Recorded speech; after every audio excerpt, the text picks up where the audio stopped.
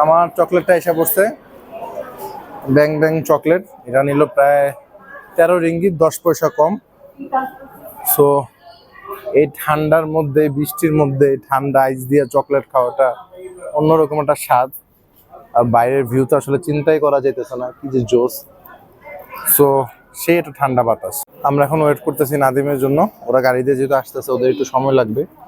আর বাম পাশেই হচ্ছে বিশাল বড় একটা হোটেল, হাইল্যান্ড হোটেল। অনেক রুম এখানে, প্রায় 50-60টার মতো হোটেল আছে। প্রায় 10,000 রুমের মতো ওদের ক্যাপাসিটি টোটাল। এরকম বাইরের ওয়েদারটা খুবই জোস, এবং সেই সাথে হচ্ছে টি লাইভের খাবারটা আরো জোস। সো খুবই এক্সাইটমেন্ট, ওয়েদারটা সত্যি ফিল করার মতো। মাত্র সন্ধ্যা নামলো, পাহাড়ে একটু তাড়াতাড়ি সন্ধ্যা নামে।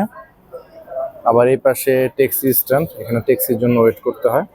যারা ট্যাক্সি বা ট্যাক্সি 3-4টা ভাষায় লেখা, চাইনিজ ভাবেও লেখা আছে। এখান থেকে আসলে হোটেলে সবাই যায় বা অনেকে গাড়ি নিয়ে আসে। মালয়েশিয়া আসলে প্রত্যেকটা পার্সনেরই আসলে গাড়ি আছে। সো এখন এই জায়গার টেম্পারেচার হচ্ছে 19 ডিগ্রি। 19 ডিগ্রিতেও ওরা আইসা পড়ছে।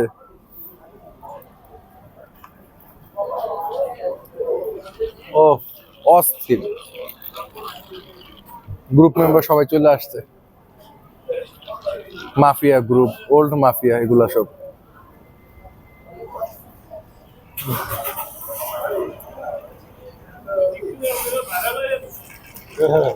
জোস, কি সুন্দর ভিউ বাইরের। বাইরের ভিউটাই অন্যরকম। এখন হচ্ছে 19 ডিগ্রি তাপমাত্রা, সেই সাথে আবার বৃষ্টি, মেঘের পানি। আশেপাশে যা দেখতেছি সবই হোটেল।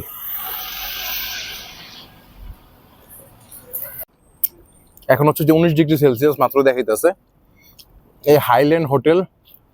আর হচ্ছে এটা কি হোটেল, 6000 ফিট উপরে আমরা এখন। হোটেলটা মনিটরে শো করতেছে। এটা চাইনিজ লেখা, নামটা দেখতেছি না। এই দুইটা হোটেলই পাশাপাশি, এই দুইটা হোটেলই এখানকার সবচেয়ে এক্সপেন্সিভ হোটেল। আর মনিটরটা তো ভিউ সেই। এখানে প্রচুর রেস্টুরেন্ট দেখলাম। সাইডের হোটেলগুলি একটু কম এক্সপেন্সিভ, ওখানে আসলে চাইলে থাকা যায়, সবগুলো হোটেলই থাকা যায়। সো আগে যেতেছি, খুবই ভালো লাগতেছে। এই সবগুলো হচ্ছে মেঘ। ওই যখন বাড়ি খাবে, এই 6000 ফিট লেখা এই বিলবোর্ডটার সাথে। আবার এই যে লাইটিং, নিচে থেকে লাইটিং করতেছে।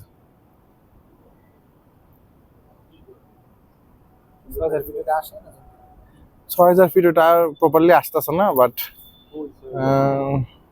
ওই যে বিলবোর্ডে লেখা হোটেলের মাথায়।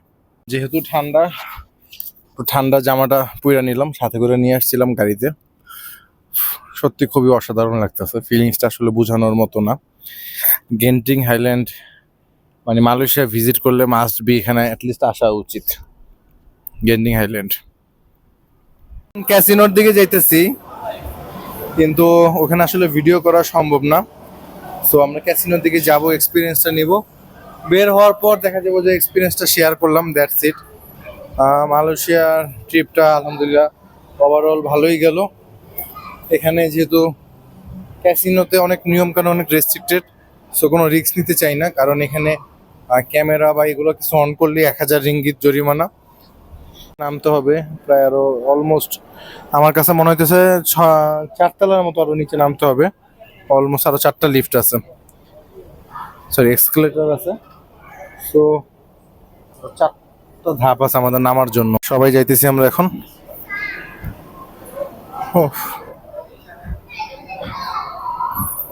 আজকে নাদিম যে কঠিন টাইমিংটা দেখাইলো, এবং যে নিট কি বলে যে ফাস্ট অ্যান্ড ফিউরিয়াসের মতো গাড়ি টানলো, এটা টোটালি অন্যরকম গাড়ি। এরকম অল্প সময়ে প্রায় 45 কিলোমিটার রাস্তা প্রায় 20 মিনিটে চলে আসবো, এটা আসলেই অবাক বিষয়। উপর থেকে ভিউটা ঠিক আছে, আর নিচে এখানে এরকম বোর্ড দেওয়া, সো চারপাশে এরকম বোর্ড দেওয়া। সো উপরে থেকে ভিউটা এনজয় করলাম। আর ক্যামেরা তো বন্দি করে ফেললাম। এটা অবাক লাগলো, HM ব্র্যান্ডের, এটা হচ্ছে একটা বিলবোর্ড। এটা কি একটা কালো একটা মানুষকে ওরে আসলে মডেল দিছে। সো জিনিসটা ইন্টারেস্টিং। শুধু নামতেছি, 5টা এসকেলেটরের মতো নামতেছে খালি নিচের দিকে। এখানে ওরা প্রায় 20 বারের মতো আসছে, কিন্তু ওরাও বলে মাঝে মধ্যে হারায় যায়। লেখা আমি প্রায় 20 মিনিট যাবত হাঁটতেছি, বাট চোখ ধাঁধায় যেতেছে, আমার চোখ ধাঁধানো।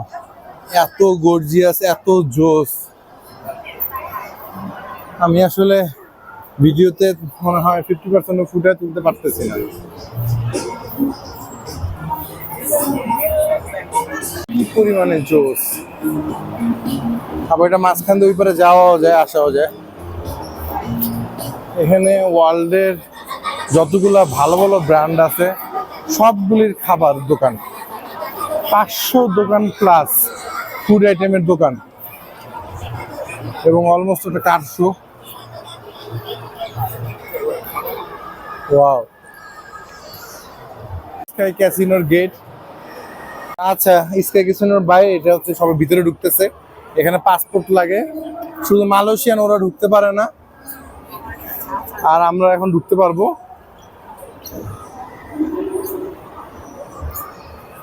জোস বিষয়। কষ্ট করে দু একটা ছবি, তারপরে হচ্ছে ছোট্ট একটা ভিডিও করছি।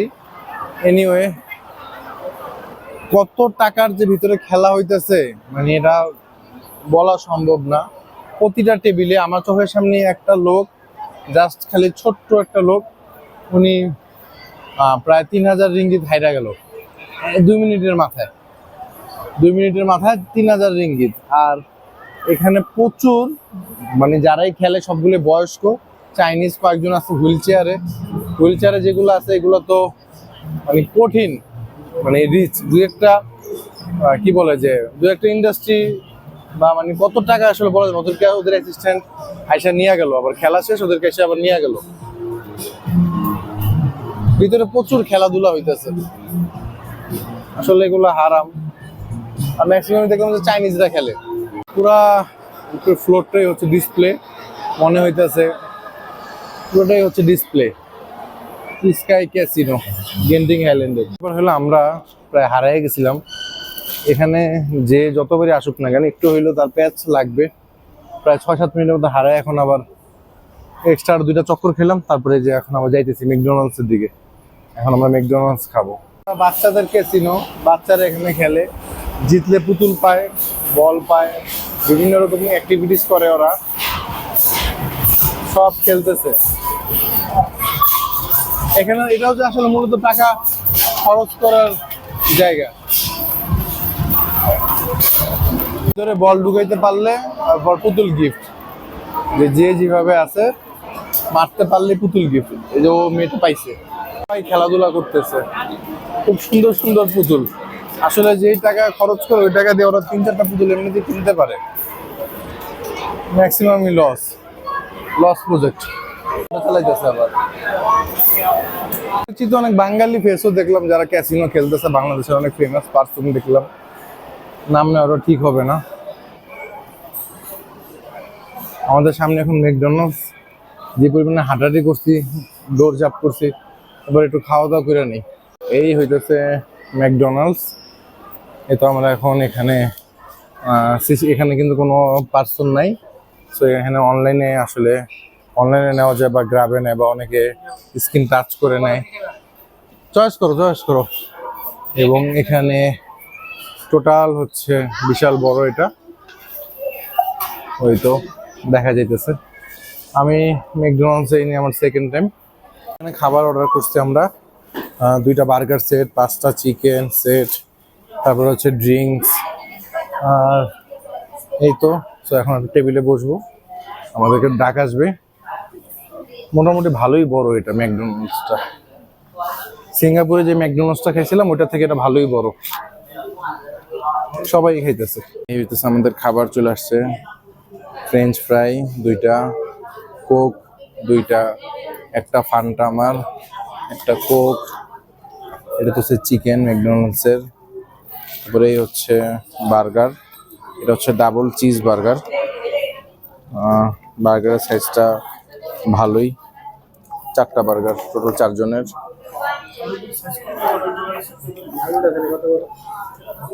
আলুটা ফ্রেঞ্চ ফ্রাইটা খুবই ক্রিস্পি। সবচেয়ে আমার কাছে ফান্ডাটা বেশি ভালো লাগছে। তুমি গায়ে ফেলাও ঠান্ডা হয়ে ঠিক আছে, আমরাও খাই, এই যে আদি খাই দেখছো, আমরাও খাই। সবাই খাওয়া দাওয়া শুরু করে দিছি, তো খাওয়া দাওয়া করি। এই তো আর লড়তে পারতেছি না, বেশি খাওয়া দাওয়া হয়ে গেছে। বার্গার, চিকেন, তারপরে চিকেন পিস আমি 2 piece, French fry, seriously fully loaded. রাতে আর কিছু খাওয়া যাবে না। এখন আমরা আবার ড্রাইভ করে আমাদের বাসায় চলে যাব। এখন বের হয়ে যাব, বাইরের পুরো মেঘ এসে জমে গেছে। সেই আমরা যেখানে ছিলাম আরো আগে, টোটালি ভিউ অন্যরকম। ওয়াও,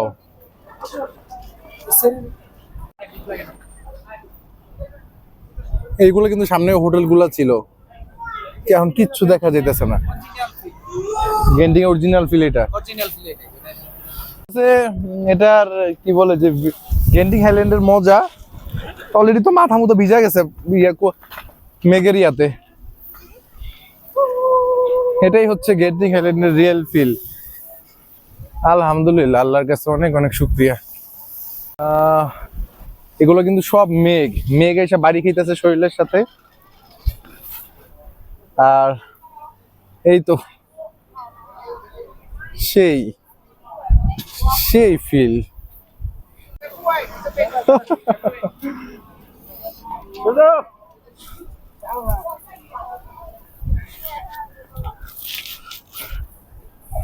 জলদি আসো, গাড়ির ভিতরে যাই, বেশিক্ষণ থাকলে তো অসুস্থ হয়ে যাব।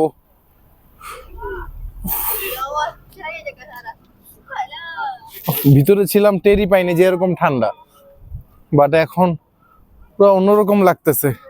এখানে 12 মাসই একই অবস্থা, কোন রকম জানে বাচ্চা একটু গাড়ির ভিতরে ঢুকতে পারছি। ও কি পরিমাণে বাতাস! যদি এটা পুরা বের হইতাম, ড্রেসটা যাওয়ার সময় চেঞ্জ না করতাম, অবস্থা খুবই খারাপ হয়ে যেত। সব মেঘের পানি। আল্লাহ ভরসা, বাইরে কঠিন অবস্থা।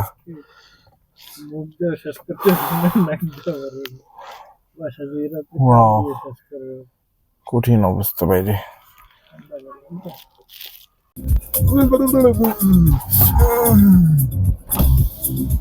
বাইরে কি পরিমাণ কুয়াশা! হ্যাঁ,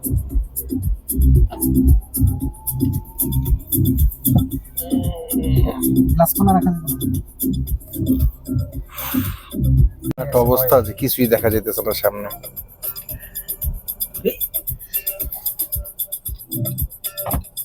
আমরা ভুলে রং রাস্তা ঢুকেছি।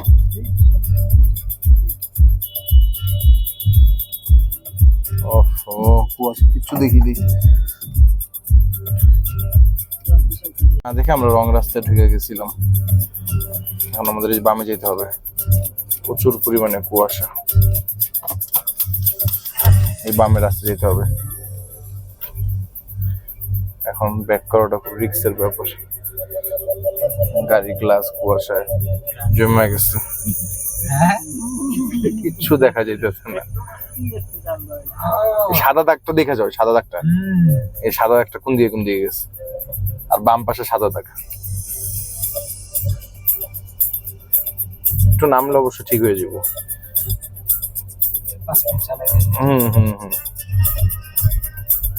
এটা শুধু কুয়াশা না, সব হচ্ছে মেঘ।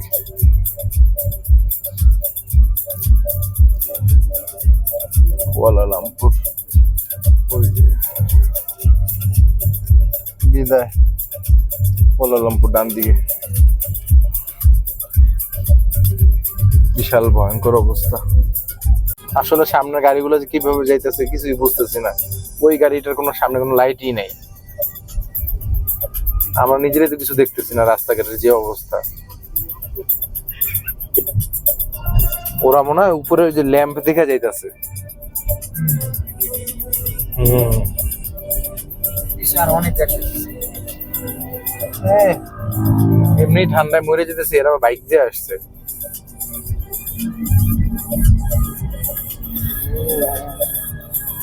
ওয়াও, রেসিং গ্রুপ এরা।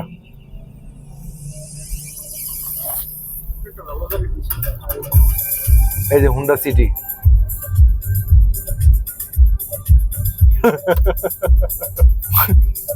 হাদি ভাই কি সুন্দর করে বলে, একটা ভালো করে পিছনে ওটির যে অবস্থা, ওটির পিছনে যাওয়ার সাহস পাই না।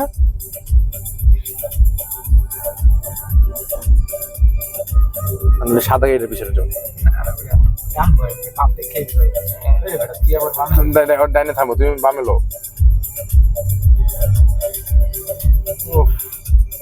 আমাদের বাংলাদেশের বিখ্যাত ড্রাইভার, ট্রাক ড্রাইভার, ক্যামেরায় লুকস দেয় স্যারে।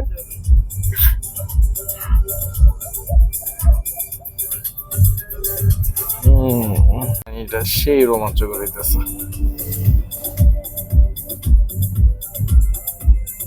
কিছুই দেখা যাইতেছে না, কিন্তু সেই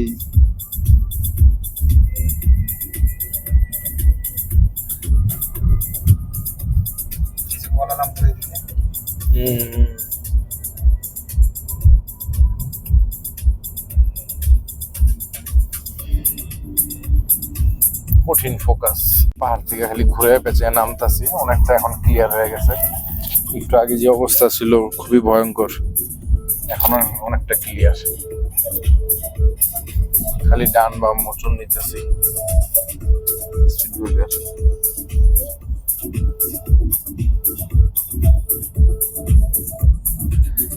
এটা হিল, অনেকে এখানে নাইট স্টে করতেছে, ওরা আবার এখানে ক্যাসিনো খেলবে।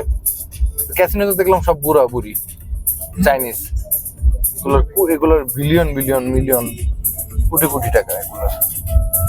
একবার ডান দিকে একবার বাম দিকে, খালি নামতেছি ঘুরে পেঁচে। শেষ কুয়াশা, এসিটা কমাই দিতে এবার একটু।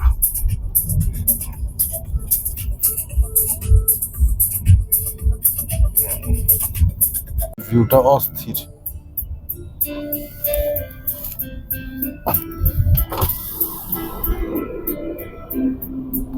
এগুলো সব হচ্ছে হোটেল।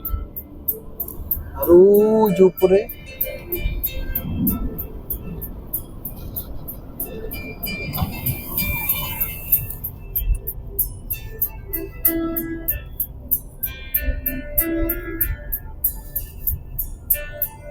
ওয়াও,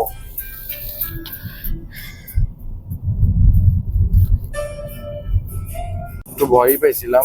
যাক, আর বেশি দূর নাই। 11:53 শো করতেছে, সরি 11:55 শো করতেছে।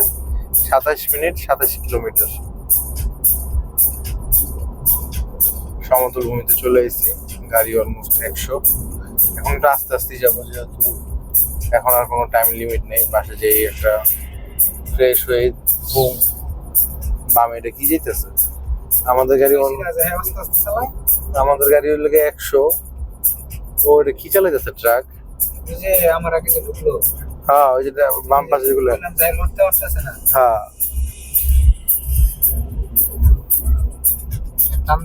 ট্রাক 100। মালয়েশিয়াতে কোনো একটা পুলিশ জ্যামজট কিচ্ছু নাই। লাইটিং, গাড়ি মনে হচ্ছে পুরো দিনের আলো। রাস্তার কি সুন্দর লাইটিং, কোনো ধুলা নাই, গর্ত নাই। খালি একটাই সমস্যা, মালয়েশিয়া ভিসা দেয় না, নাগরিকত্ব দেয় না।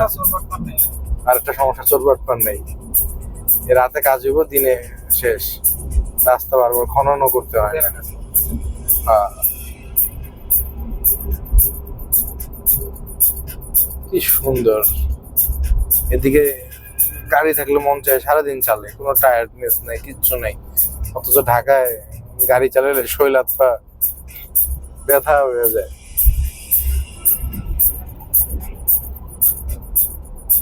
আমরা রিল্যাক্স মুডেই যাই, আমাদের কোনো পারাবাড়ির দরকার নেই। ও ওই যে স্কুটি গুলা বুক ফাড়া। এগুলো টপ স্পিড 140, 20, 30, অতগুলো আছে 150ও হয় নাই, ওরা আর দেখা গেল না। আলহামদুলিল্লাহ খুব সুন্দরভাবে চলে আসছি অ্যাপার্টমেন্টের ভিতরে। আল্লাহ খুব সুন্দরভাবে ঘুরাইলো। আজকের দিনটা সত্যি যাওয়ার আগে দিয়ে খুবই ভালো লাগলো। সো আজকে এখানেই, ইনশাল্লাহ এবার বাংলাদেশে যাওয়ার পালা। বাংলাদেশে এবার চলে যাব, আর কোনো পেন নেই। প্রায় দীর্ঘ 20 দিনের টোটাল ট্যুর, 3 দেশ আমার। সো আলহামদুলিল্লাহ ফর এভরিথিং।